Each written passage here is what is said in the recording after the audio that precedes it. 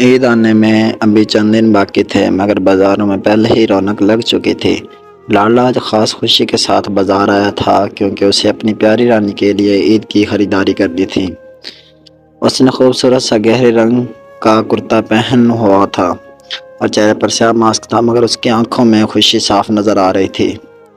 وہ آہستہ آہستہ دکانوں کے درمیان چلتا ہوا ایک چوڑیوں کی دکان پر رکا۔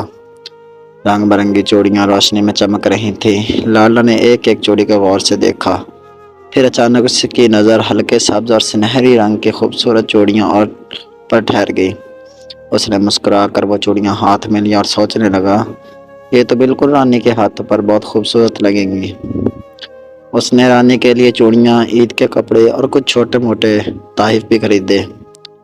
ہر چیز لیتے وقت اس کے دل میں یہی خیال تھا کہ جب رانی یہ سب دیکھے گی تو کتنا خوش ہوگی۔ اس میں معلوم تھا کہ عید کی اصل خوشی نئے کپڑوں یا چیزوں میں نہیں بلکہ اپنے پیاروں کی خوشی میں ہوتی ہے، اور رانی کی خوشی ہی اس کے لیے سب سے قیمتی عید تھی۔